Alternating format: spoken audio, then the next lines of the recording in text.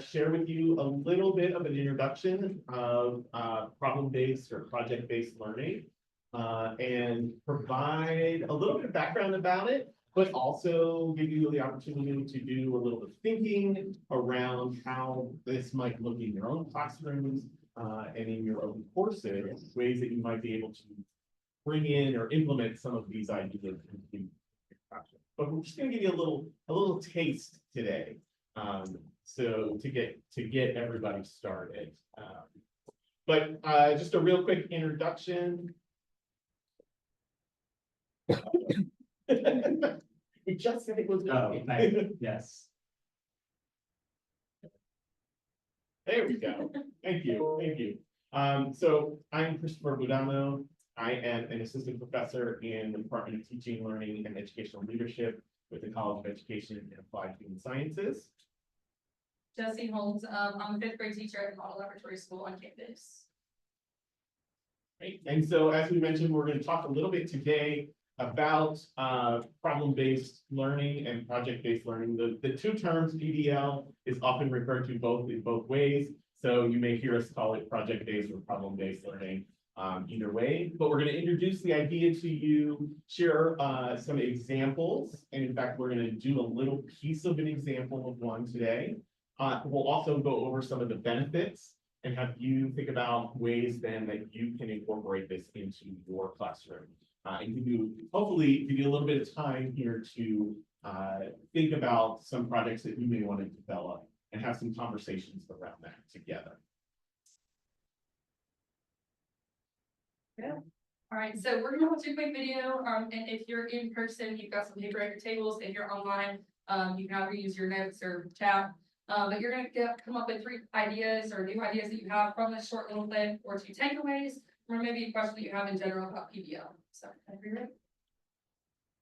In rural Low River, Oregon, It's not going to go away. Kelly Gibson's AP literature students are discussing artificial intelligence. What I would like to see you guys do in this discussion is really be able to kind of vet how you feel about this. She's talking about ChatGPT, the new bot that can spit out college-level essays in seconds and has passed graduate-level medical, legal, and business exams. School districts like New York City's are banning. What was your reaction when you first encountered ChatGPT? My first reaction was absolutely panic. But now, this 25-year veteran of teaching is embracing it. In one new lesson, students had to read a book, then write a thesis statement to plug into ChatGPT. It spit out an essay, which they then worked from. If it's introduced to them, not through the lens of being a cheating tool, and instead through the lens of being something that will help them, we have a better chance further down the road of them seeing it that way.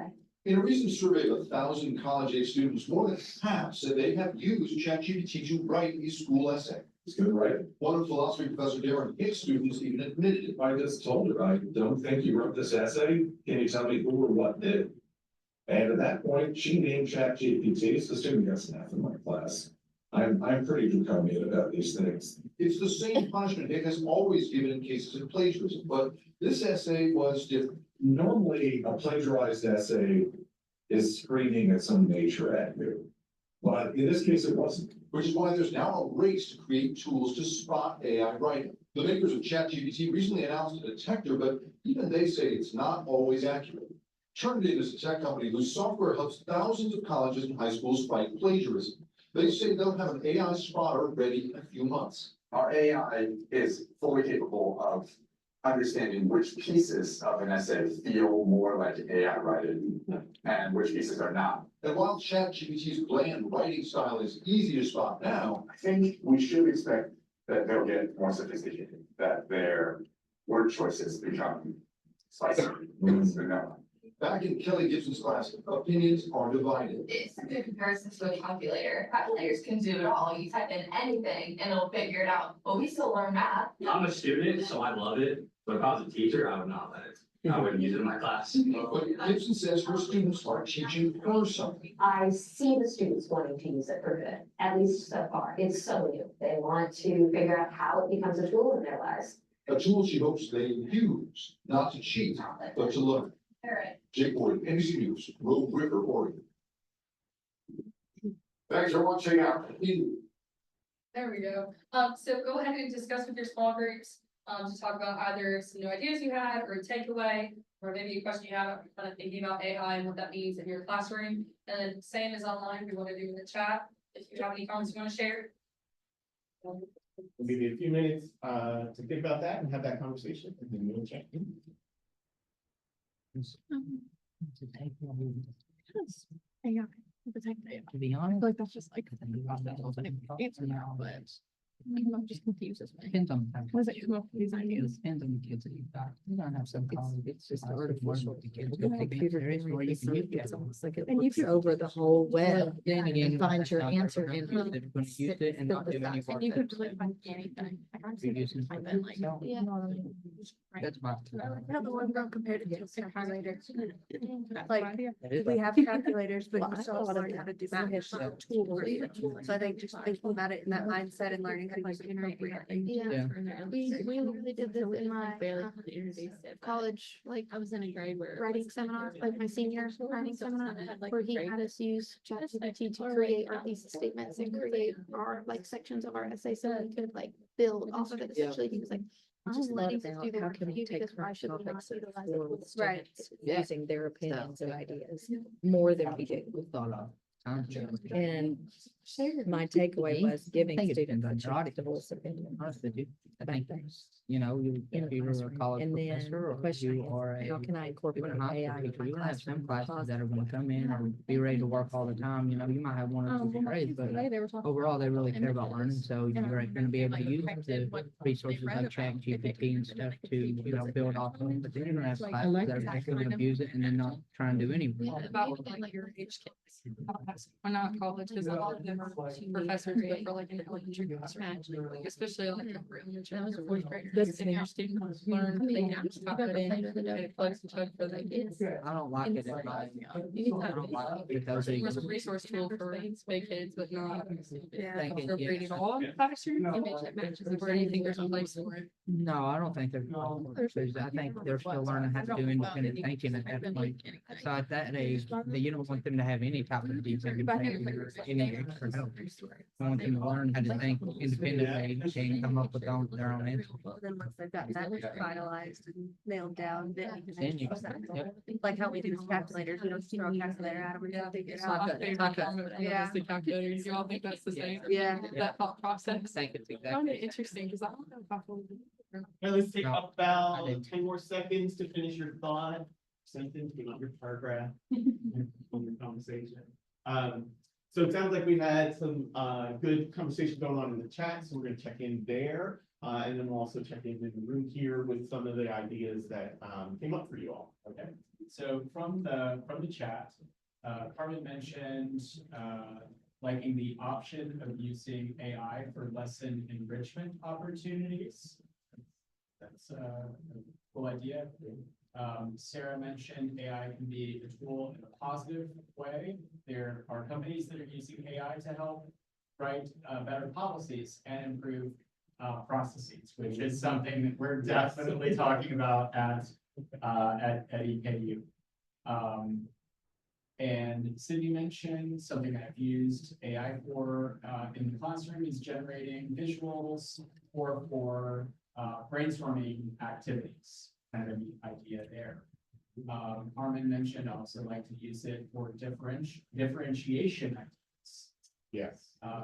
And says, I like how the video pointed out the importance of introducing it to students as a tool and teaching them how to use it in that way. So a learning tool. Yes. Very, very cool. Meg says that she has students who use AI for every written assignment, but it's obvious because she has had the students in class last year, the same students. Yeah. So hopefully I captured that accurately for everybody online, but if anybody would like to come off mute and build on any of those ideas.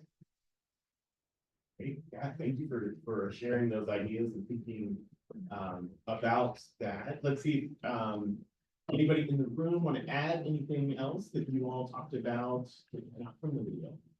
We talked about just it being your you know, your audience, who you're teaching to, you know, depending on the age level and depends on the maturity, you know, if you're doing high school or college, you're gonna have certain classes that are gonna come in ready to work and that you're gonna be able to utilize that kind of tool, but then you're also gonna have other classes that come in and they're kind of the lazy type that needs a little bit more of independent thinking and critical thinking rather than having something do the work for you. But I don't think that little kids should ever be able to use it, because they're still learning how to independently think. And if you give them something like that, then who knows if they'll ever learn.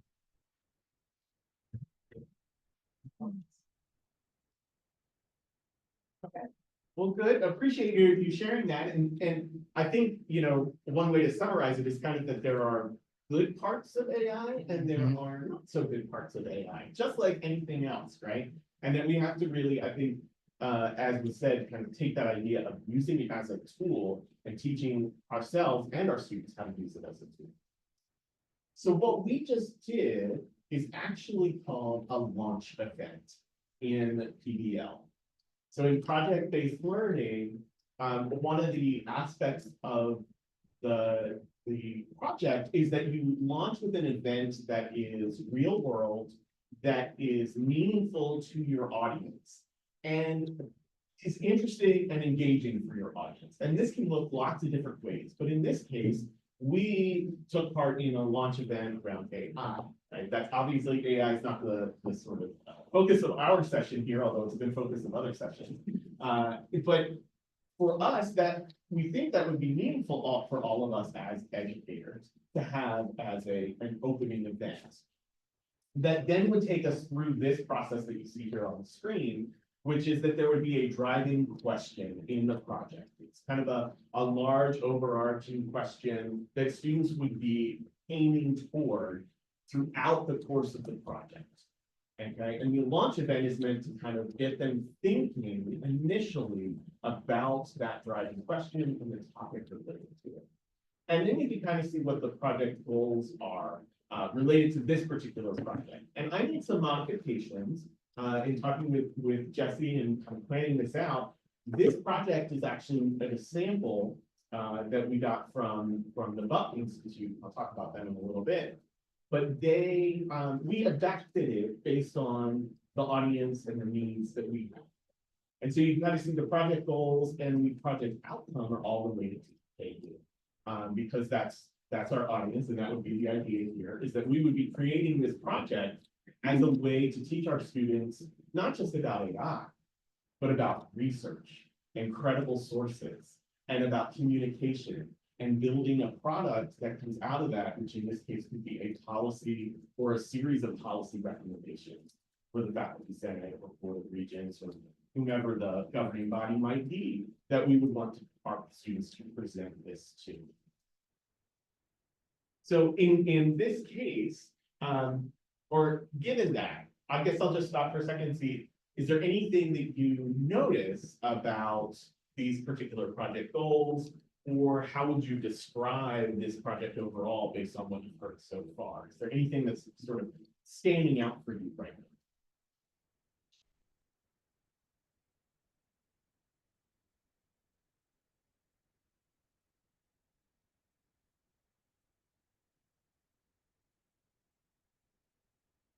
Anything you notice that useful in your classroom or your courses?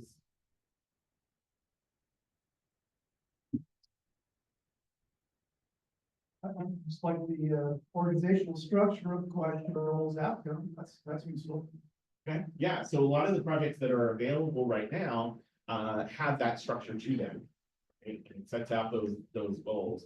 Hopefully what you see in those goals, and I kind of mentioned this already, so is that idea that there are skills embedded in those goals, right? There is a set of content, but there is also a set of skills that are really the focus of this project. And there's skills that would be related to a particular course. It may be a communications course, it could be any other sort of English course maybe that would be important in a school setting. And what goes along with that then, and this is an example, this comes from the Buck Institute, as I mentioned, they have a website called pblworks.org. We'll show that, that website to you here at the end as well. But they designed several examples that you can then adapt. And this is one that, as you can see, their question is different than the question we had because of the audience and because of who we are talking with and want to work with. But it also provides a whole project path and a whole plan. So when we look at the website in a little bit, you'll be able to hopefully see what that looks like in a little bit more detail. All right, so looking at what PBL is in general, the definition that came from that website that we'll kind of look at later is project-based learning is a teaching method in which students learn by actively engaging in both real-world and personally meaningful projects. So we talk about the different skills that they'll be learning as a result of practicing, is that where students will be developing a deep content knowledge of whatever it is that class or content is, practicing your critical thinking skills, collaboration, creativity, and then building communication, whether that's within their peers or within the project itself. And then to kind of follow up on that, we want to talk about what's being considered PBL engagement. So an activity must incorporate most or all of the different components or criteria. On the right-hand side, it kind of has a graph that's a little more an overview, and then on the left, we kind of elaborated on each piece. So talking about open-ended questions or a challenge or problems that could look different depending on what it is that your content or focus is. Inquiry-based process that stimulates curiosity or generates a question. So the why, what are we looking at? Why is it important? Acquisition of new knowledge and skills that build upon prior knowledge. So taking things they've already learned, connecting that to them what they're building on. The use of higher level skills such as critical thinking skills, communication, collaboration, and creativity. The promotion of student voice and choice. So making sure that they show ownership and creativity in what they're doing. Opportunities for instructor or peer feedback or revision. And then a public presentation of that problem, the process, the method, and or results. So one of the things we also talk about is sort of the difference between a traditional project or dessert and the main course that is meant to be project-based learning. And so here you can kind of see what those differences are, but I'd also kind of like to get some thoughts for you all. When you think of a traditional project in class, right? When you say we're going to do a project this today or this week, what does that look like, or what might be some examples of that that would be sort of the traditional project?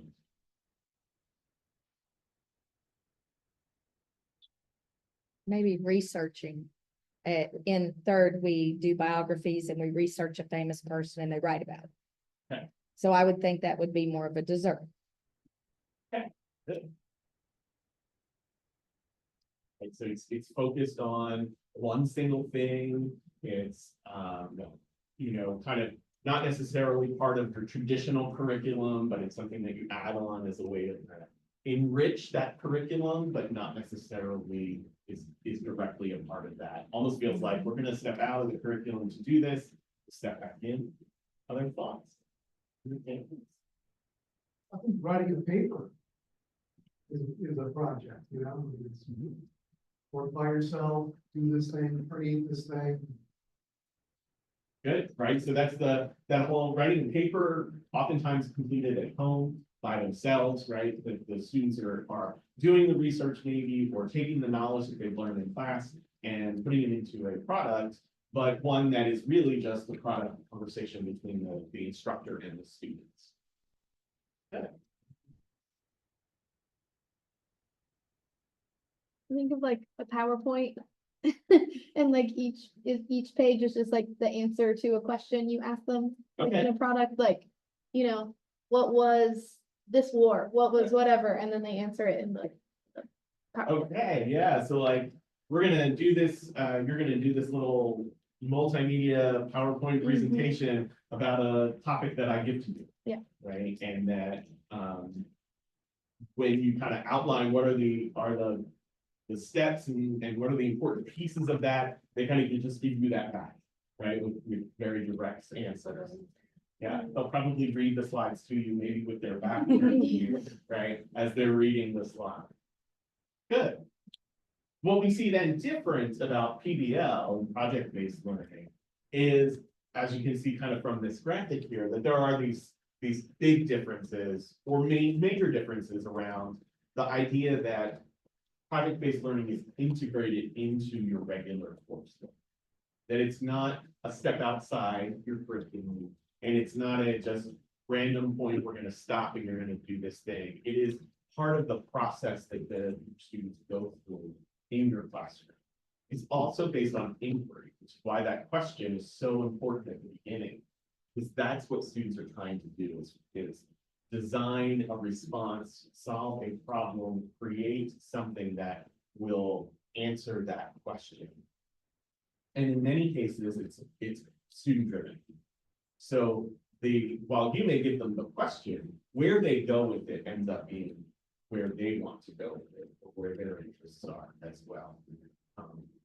And it's real world, has application, and then there's a public audience. And that's the other key. And again, when we think about, like a paper, right, or an essay type of thing, this is very different because this is a public, not just public in terms of your classmates, but public in terms of the general community as well, whether that be the community on your campus or the larger community in which your school exists. Turn it over to Jessie to give another quick example. Yeah, so in one example that we have in model, each grade level has a different capstone project that they work on, which is really a PBL project.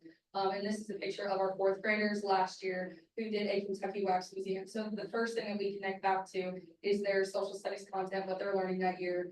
And then we take it and go into the different pieces of the Wax Museum project itself. So that would be a Kentucky History Museum of these characters that they pick that are people from Kentucky history. So they have to pick someone who has a important significance of Kentucky or was born here and made significance else in the world. And they'll do both a research on them. So they're taking a piece and going and doing research in probably library class or in an ELA setting. And then in social studies class, they relate that back to creating a timeline of that person's life, figure out the different attributes that they have in order to do their presentation. And then in ELA class, we work on their monologue. So then they create a speech as if they were that person to take on and embody them. And then they practice that by communicating to one another. So that could look like communicating in a group and practicing who they are to their table mate. That could be practicing to the different teachers that come in and observe them, as well as opening it up to family. So we also have a showcase at the end of the year. And so any parent and model, any family, I think it's open family and friends, and then other students get to come and view each other's projects and ask them questions about the person. So they have to be able to answer questions about who they are and what significance that they made. They show the writing piece, they have to embody them and show those mannerisms of what their research showed that person enacted and embodied. And they also have to play that part throughout the evening. So they can get asked a question they may not have fully researched, but they should have enough background knowledge to be able to answer those questions or show why they know where that would go or what research to take. And then behind them, you kind of see one of their poster boards, and they had to create visual aids as well to kind of go with their person to answer questions or also do like a mini museum showcase as well. So, another aspect of it is PBL then is the interdisciplinary nature to it as well. Hopefully that there's different pieces that they can bring in from knowledge, but also skills from other coursework that they may have done to help enhance what they are working on in that. So we're going to pause for a second and ask if there are any questions right now related to sort of what project-based learning is, or any of the things we've talked about so far. Check.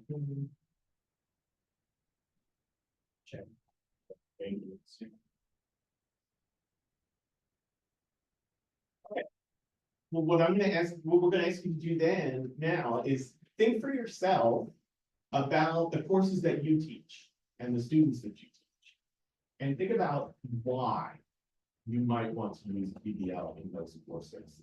So take a few minutes to think about that for yourself, maybe take a few notes if you need to, about why PBL would be good for your courses based on what you know. And then we'll talk. Take about 2 minutes.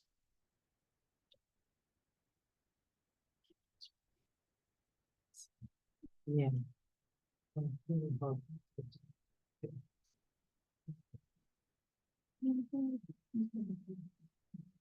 can do it in first grade, but I just have to be much more guided by. What's your, community and careers? So like. We dress up as. So, I mean, I guess we do kind of do it, but they don't pick their own, they research it. No. It just looks, it looks different, right? Things. They just live in fourth and fifth grade, that was something. Process, start PPM.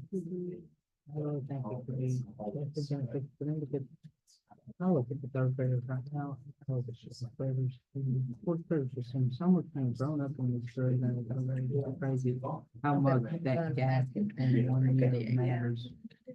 And fifth grade, the first grade. And then once you're ready, it sounds like most people are, go ahead and have that conversation with some partners, or chat, or in the chat. And so check in on getting first. I said because it's engaging and it's real world, so it's not just like made up, they can connect it to their lives outside. That's right. I had that it is student centered.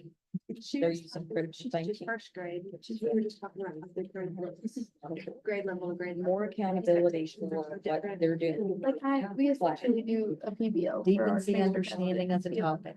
And I put memorable, because I think when you. But it's still preparing them when they get to. Yeah, they still push their own topic, they still research it, they still come up with their own crazy projects. Is your hands-on. So they're not taking the off guard, when they get into intermediate and stuff, there's less prepared and they know. I mean, the content line, Overall because you're really proud of the ownership of it. Yes. So it's almost like your memory, you're making that moment memorable, but even the content that's related to it, kind of sticks to you. That's what our goal is, not necessarily their goal, Right. but that's a good point. But also with what they do every year. I already have my sixth graders. There's no think real about why. my project at the end of the year. I'm like, we're 60 days. What's my? Yeah, I think that's where that community piece builds into, because they've seen it, they're like, well, They're excited, yeah. That's always like.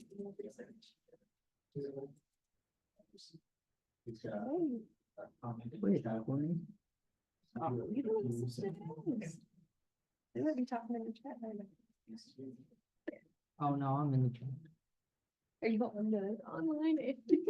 All right, we'll go ahead and kind of check back in and see, what are some of the things that you talked about, some thoughts you had, and let's mention there's some ideas there in the chat, so we'll start there. All right. Carmen mentions teaching K-6 character education and 7th grade character ed and leadership. I think PBL would be very appropriate for those content areas. Cindy mentions my students tend to ask more questions when it comes to project-based activities than they otherwise would in a typical class, which is pretty cool. Yes.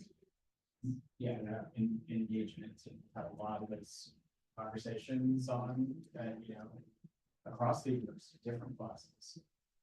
Meg says, I'm using PBL to teach my pre-service teachers how to implement it with their future students. So some very cool examples of courses from Zoom. Awesome, yeah, thank you. How about, in the room, any thoughts, to share as well? Well, we definitely said more engaging for students. It's student-centered. Critical thinking, which is one of the things we really want to push. More accountability for the actual work and project. Deepens the understanding of the topic. And I just put memorable, because these are the things they remember and take with them and say, I remember when I did that in 3rd grade or 4th grade, versus, a dessert. Good.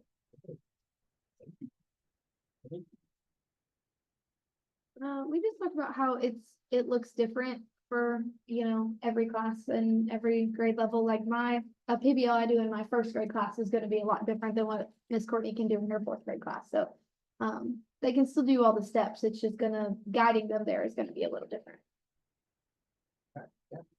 it's a really good point. That this looks different, not just across grade levels or into college, but can also look different from course to course, discipline to discipline. Wow. All right, so thinking of the different projects that you might already do, or now that you've kind of started thinking about what you could implement into your course or classroom, take a look at some of the benefits that are on the screen. See if you can connect any of those to the projects that you're either already doing or thinking of starting to implement in your class or course. Are there any that are kind of sticking out online or in person?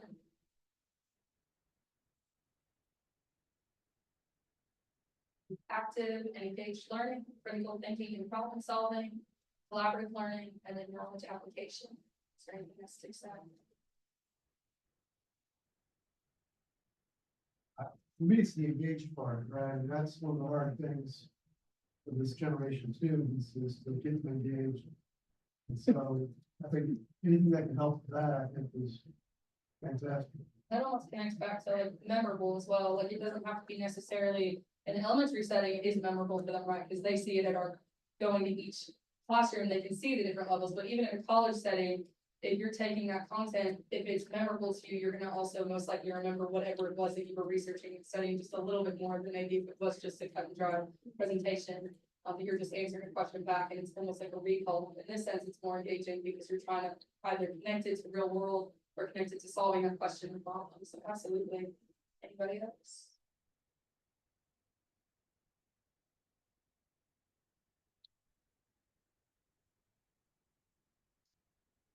And then there's a couple more, so let's take, oh, there we go. And then we also have self-directed learning, creativity and innovation, real world relevance, and the communication and feedback. Are there any that you notice that kind of connect or skill that's practiced within a PBL project you're already doing, or maybe a skill you're doing and realizing now could connect it to a project? I think the self-directed learning for mine, you know, like in first grade, they really need to practice that autonomy and going on for themselves. And with the PBL we do with, we work with careers. And so they get to pick their own career and research it and do all that. So it really gives them an autonomy to think of themselves in a future self and in a real world setting. So, I mean, a lot of those it does as well, but yeah.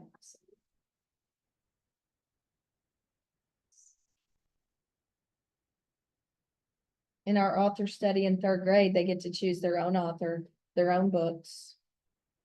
So that's the self-directed part, and they also get to choose their final project.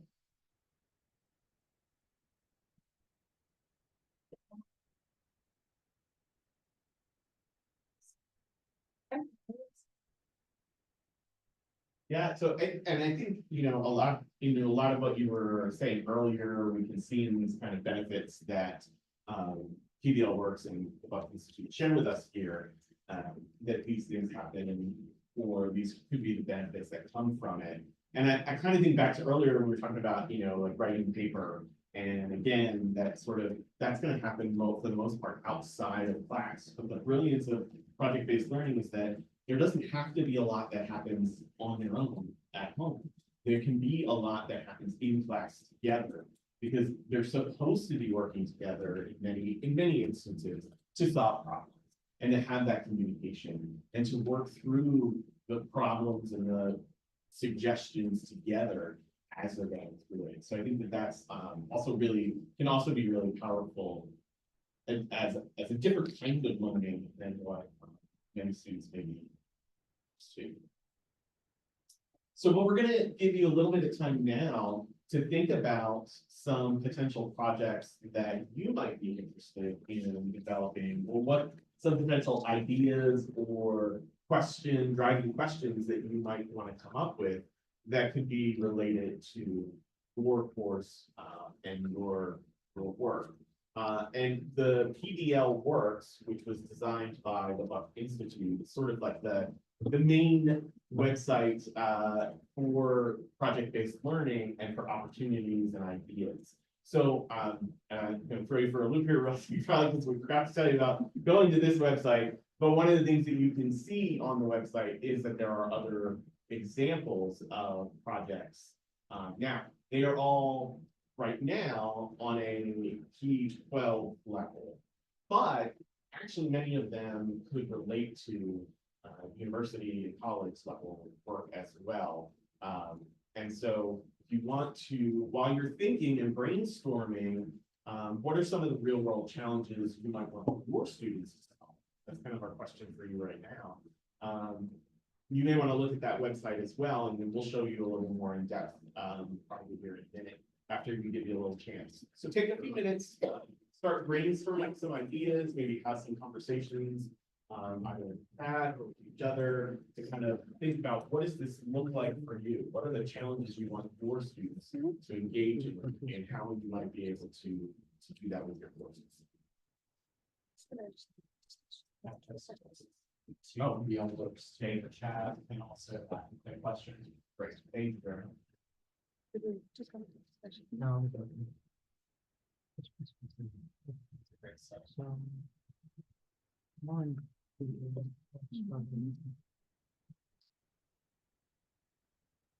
yeah, we'll give you to about 4:15, 4:20 in there, and then we'll check in, kind of see what your thoughts are, and then show you the last few things about this site.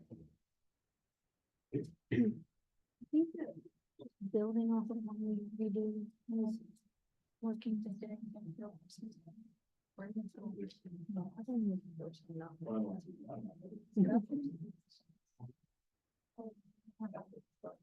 Really, that's like, from the other side, is like, not necessarily like that's the thing, like the everyday math thing, students are trying to pass. Like it's literally just arriving home. Yeah, like they're not taking. Like it always matches interdisciplinary with Rodney, but I feel like there's, I don't know what that would be relevant to, because I feel like you pick like a standard, maybe they would need to be practicing or like need a little more depth on. But like I almost think of like, I've seen before in younger rooms, like a volume zoo, right? Like I know it's something that tends to be a bigger like struggle for a larger group of kids, which I think is in the third one. Yes. Which one? Volumes. Yeah, I've seen it with littles. I don't know why. I almost wonder if they're practicing like the measurement for part of that. That's like when you get into like measurement and geometry, you can do something, but it's for like the other stuff is what I feel like you never hear. Or like almost like fractions. Like I feel like that's something that people always talk about, is fractions are a big thing. But it's like, how could we relate that into a transfer? You're just learning naturally. So you have to be reading those jargon. Almost. Yeah. Right. Almost. It's like thinking of like a big topic and either it's fed. Or something, you're talking about that on that I did. I feel like I don't know what mom whenever they talk about like transfer charges at home, it's like so math, it's the one area that it's I don't know, just the first one that comes to mind for me is science, and then I don't know, it's like experiments. Definitely measuring out the things you need to do an experiment. That's just the first thing. That we can bring in. I think that species survival. Yeah, Because they can go and research their animal that they choose. Go and look at their environment. Yeah, because we got to do that at the end. Like chocolate and then those like bigger projects that trans people have done. About that. That's true. I feel like it's the big kids. Excellent. But yeah, like harder to like it's almost like it's there's not enough to it. It feels like oh, there's so many big things. There would be a good place for it. Maybe Just trying to figure out what the meaning for the project would be. There are some good ones if you guys have ever looked at it. My kid just said, "Well, same as that, but when you beat that half year mark, I'm gonna start calling them my third graders." Has quite a few. Yeah, studies and stuff. Start acting like third graders. I tried there. I like that they're grouped by like grade. I mean, obviously you can kind of adapt it to any grade that you like, but like home here, it tells you like, grade. Yeah.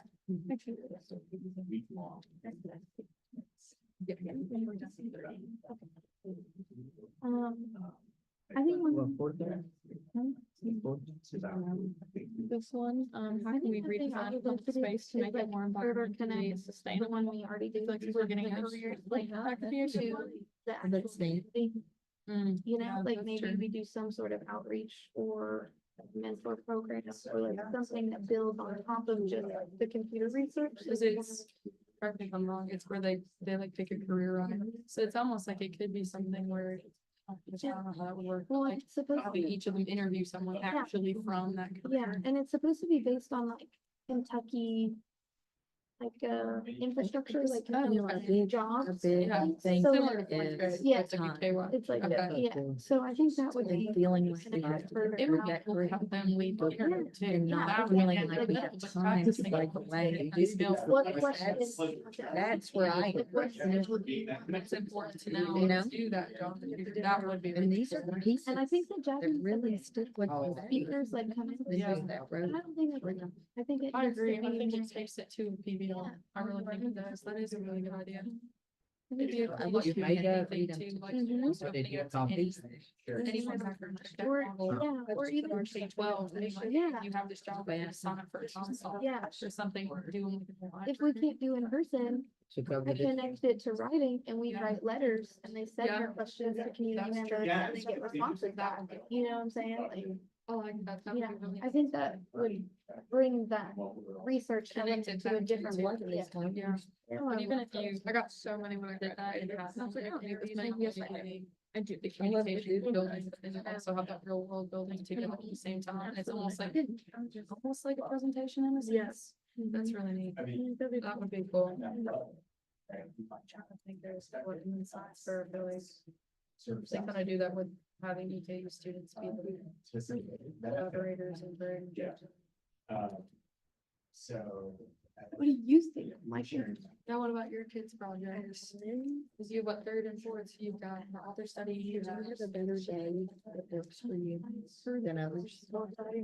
Because we do kind of have to get some dates on the calendar. Share your thoughts. Because I'm very like, I'm doing FBS, SAT faculty senate. I've just got a lot. on it. Maybe plan on Wednesdays, but I know state.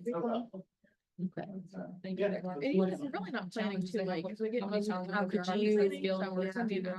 Well, Successfully. about Tuesday. Because Like, how are you Part of gonna those do your are fourth graders Wednesdays, or is that gonna bother you? Because a lot of them get the accommodations right, so you're talking like. Okay, when is your needs survey due? No, but you do end up going to start school thing with your, the Okay, build, the I will big take care skill. of that. And then let's plan on, do you wanna do this next Tuesday for the first meeting before fall break? I don't think so, no. So we'll start from They get to pick. this Tuesday They'll pick a coming up. list of people that they want to research, and then they end up drawing names and like, they just get to pick whoever, Okay. when it's their time, if that person. They pick the person they want. So like what, like a celebrity? or like- It has to be someone Or historical? born in anyone born in Kentucky or has a significant influence in Kentucky. The So sixth? I Okay, so let's plan on that. think like a. Well, heavens, Right. All on somebody. Mhm. It is. But there's a list of like 100. He's from Ohio, isn't he? Yeah, he might be. She has a list of like. I saw the one that was. Yeah, there's a lot of people that are. There's a lot. Or even ones that are new to your space. As well, be interesting for like the older kids to look at with us getting the new school. And get them excited about the And next then school being he built. was born here, And they could. because in Illinois, we learned a lot about him, and there's like, what is he, everything was dedicated to him, his face. That's cute. And like his little house, but I know Mary told me. We go to the zoo at the end of the year, so this species survival, So he counts. how can we protect Stay here. endangered species in our So system? some of them kind of work too. And then they can talk about habitats and what happens when that So they pick some. environment and then they do changes research on it, with the and then they have animals to and do a address that presentation, presentation. present it to So another, For your like kids, second the grade. memorization piece might be hard. So it's a lot of like breaking down, thinking, practicing that skill. Smaller scale setting. An audience. That's when. Well, it's our last year, so, So kind of show. and you can take it to another level if you have time to do, They even they do little start and go dialogues. through till like April, But but we're limited on that. Learn how to actually. We did our diorama. we're speaking in audience. Um, Others listening. Small group and large. That's good, those kids. That you all came up with, some thoughts you had, I know there's a few things in the chat. It's a good conversation in the room, so we'll start there in the chat. Okay, we do have one in the chat, and Cindy mentions, I would like for my students to apply the math concepts we are learning to business or finance situations that they will encounter later in life. Oh, that's great. Yeah.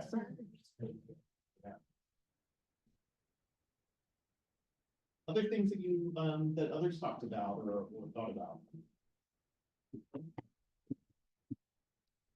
I talked about, that where in first grade we work with careers, maybe implementing more of a community outreach to it and, bringing that communication aspect in, and maybe they interview community members that are those jobs. So that would kind of take that research and communication to another level, which like for first graders is usually pretty hard, but, I could have them write their questions and, critique and then go forward into asking, or if we couldn't interview community members, I could integrate writing and they could write them letters and answer the questions and then, further go on there, so. That's great, because that's really, again, when you think about what this is, it's integrating all those things, all those pieces, all those learnings together into one project, so that, and it's not outside what you normally do, it becomes what you do. So they're gonna learn about writing anyway, that could be a great way to have them work through that. Thanks.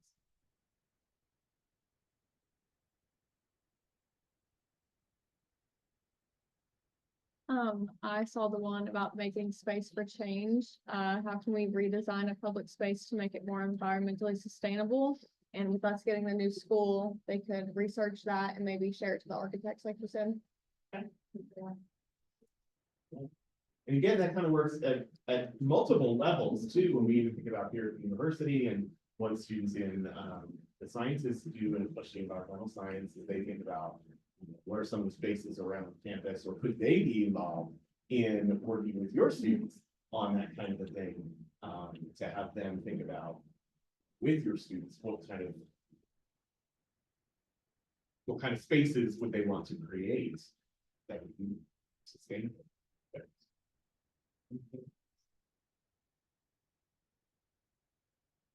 I'm gonna steal the computer for a second. And just kind of show you, I do want to share a few things about the website itself. And so.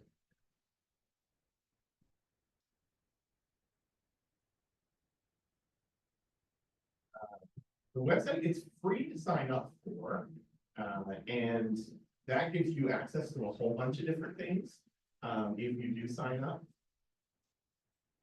Some of what we talked about today was in these sections about what it is and why you want to engage in project-based learning with your students. And that gold standard design and teaching practices that we refer to are there as well. But this projects and resources, I think, is really kind of the best aspect of it. And the projects and tools in particular, where they have some featured projects, but then there are also opportunities to look more deeply and log in to look more deeply at some of what those projects are in particular. You can kind of get a sense here. This is one Caring Connections I was talking about earlier, that is really about healthcare, in the healthcare industry, and how can I use my knowledge of the human body to provide high quality person-centered care that could be translated into all levels, knowledge level as well. For example, there's also one on professionalism and ethics that's available as well, that would potentially go at multiple levels. As even in education, where we hopefully teach our future teachers to be ethical members of the career and society as well. So those are some of the examples there. We also have resources that could help you when you're thinking about your planning, as well as how you might want to adjust plans if you're using one of these particular projects, for example, that might be particularly helpful. So they have things like their rubric, but they also have the element checklist to kind of say, including all of the aspects of what a project is, what a PDL project is, into my particular design, so to speak, of that. And then this gives you kind of like an overview of what the different aspects of finding you see it better, but what the different aspects of the project path are. And when you look at a particular project as well, it has more information directly about the path. And even if it's a calendar, that could give you information about sort of like how many, essentially how many hours each aspect of it would be. I think it's all in the chat.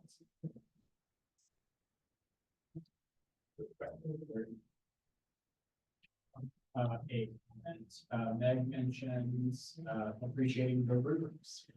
Yes. I do as well. I think it helps me in terms of planning and designing, but also for my student teachers, as well, if they are working through a project, providing them with that as well. There's also some planner aspects, and so there's just really great resources on here. And like I said, it is free to sign up for it, and free for you to be able to use those resources and then adjust them as you think about it as well. Any questions?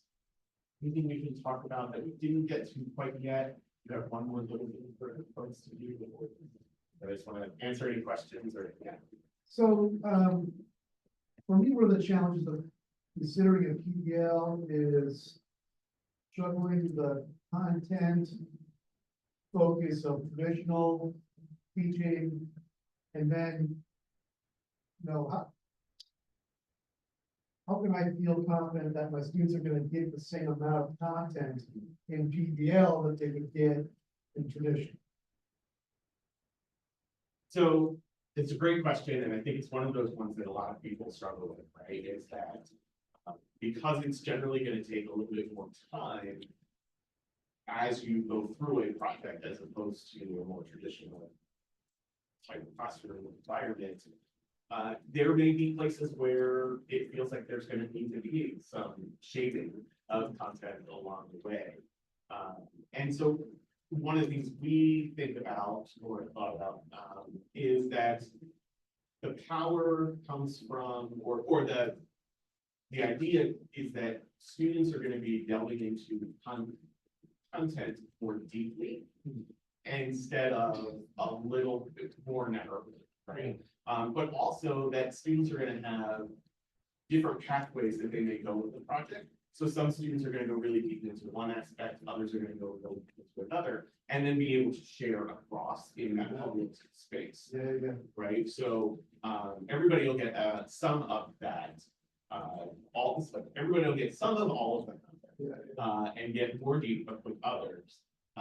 In addition to then the skills and that they develop. It is though a concern. You kind of have to think about where are you willing to make those sort of trade-offs. They're also able to kind of take ownership of that piece that they kind of delve deeper into. So I almost think it not only builds the confidence of whatever that skill or competency you're trying to hit, but then sharing that across gives them that leadership to take ownership of what they've learned and kind of steer the conversation rather than as a professor or teacher, you're leading that discussion. It's almost like you can take a step back and let them do that in a more meaningful way than maybe it would have just been them regurgitating a brief of each piece. They can kind of go more in depth and feed off each other. One idea they might have had, then delve a little deeper, and they can kind of share across, which just might enrich that conversation more than it would have if you would have been a little quicker and taken the time to get through everything else. I will say most of the time in my classes, even at 5th grade level, I'm able to kind of take it more Socratic seminar because they're able to lead that without me. I can kind of have a focused question, and we can start somewhere that I know I need that goal to get, but then letting them take that time, even though it takes a little more time. I think they get more out of it, but then it kind of builds upon the skill I was already trying to have them master.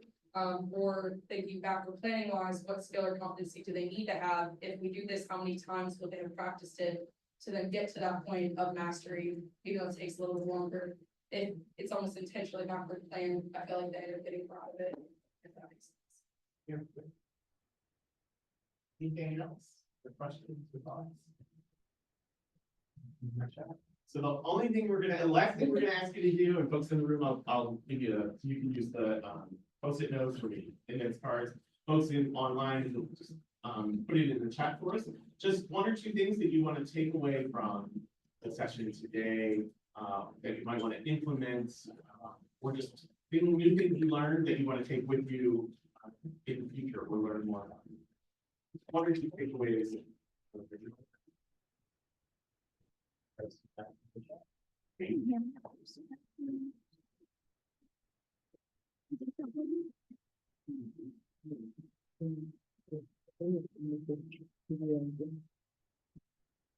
And we appreciate you all taking the time to be with us today. Talk a little bit about if there's more you want to learn, there's certainly more resources out there, and we can certainly help you with them.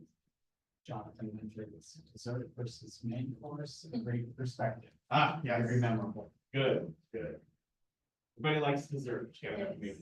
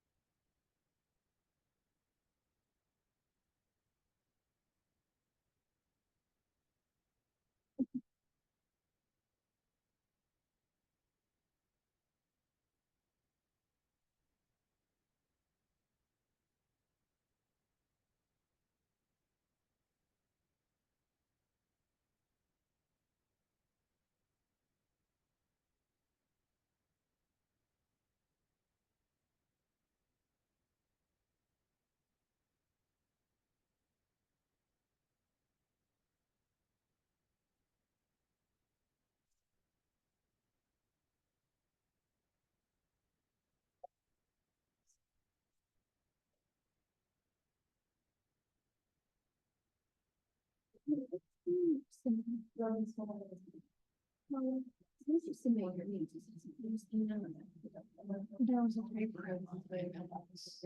I didn't submit it yet, but I normally saw that. You just finished it, but you haven't submitted it. No, I just saw the email. I saw the email after I already did that on paper. So I was like, I just downloaded the Word document. I mean, I'll play her. I mean, I just need to write this email to him.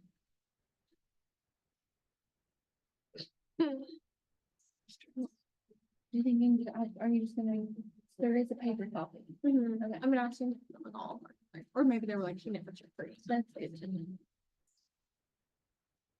I just Let's have get to- it. If there's anything else.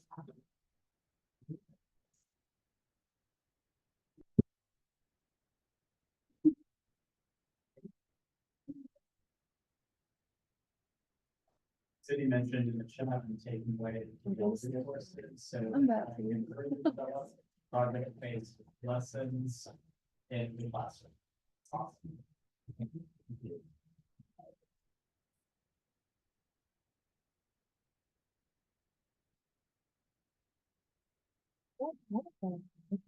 I mean, it helps for you to keep it, but. You want to take